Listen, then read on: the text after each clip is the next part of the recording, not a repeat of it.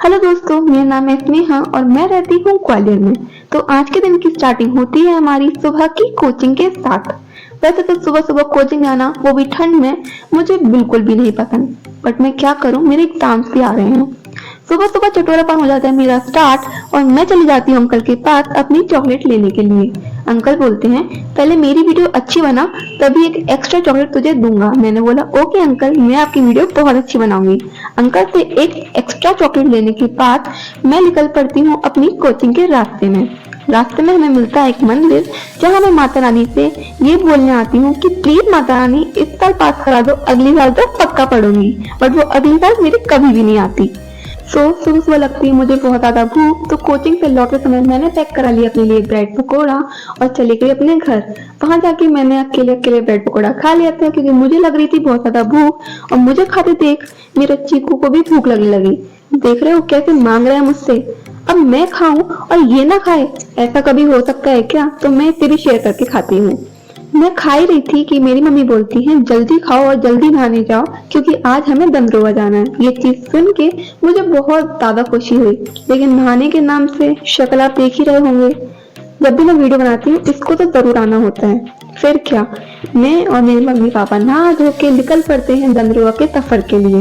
ठंड तो बहुत ज्यादा लगी रही थी, लेकिन वहां जाके जो हमें इतने सारे सरसों के खेत दिखे थे ना, उस चीज को देख के मैं इतनी ज्यादा एक्साइटमेंट में चली गई थी कि ठंड भी भूल गई थी। लेकिन रास्ते में हम लोग रुकते हैं चाय पीने को। मुझे तो वहाँ की चाय बहुत ज्यादा पसंद आई, लेकिन मेरे पापा को वहाँ का समोसा और भी ज्यादा पसंद आया। हम लोग चाय पी रहे थे कि मम्मी कुछ भी नहीं खा रही थी, तो मैंने उनसे पूछा कि आप क्यों नहीं खा रही हो? तो वो बोलती हैं कि आज उनका व्रत है।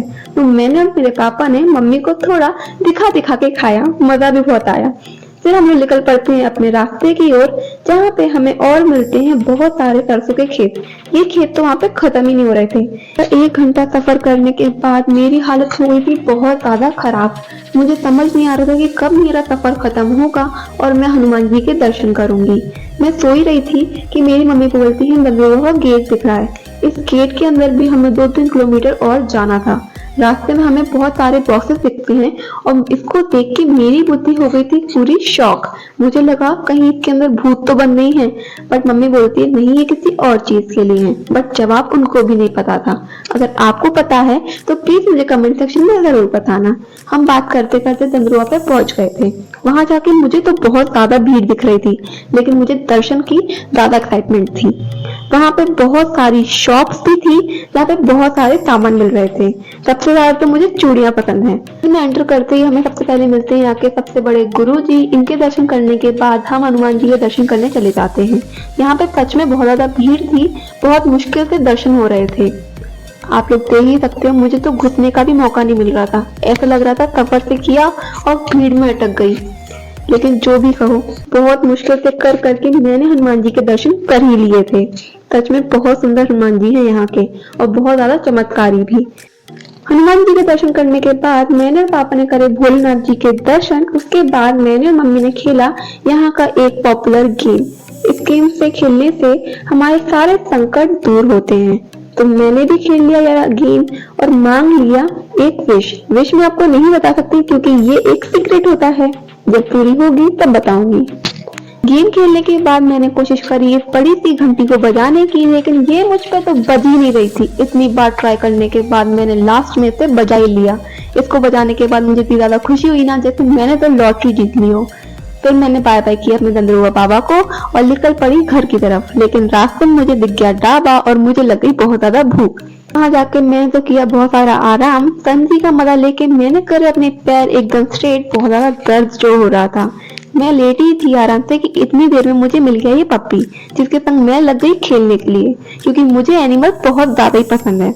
इस छोटे से डॉग के संग खेलते खेलते मेरा खाना आ चुका था। तो आप लोग देख सकते हैं कि मैंने क्या ऑर्डर किया। मैंने ऑर्डर किया था रोटी और सेव भाजी। सेव भाजी मेरी one of the favourite dish है, तो मैंने आज वही ऑर्डर किया था।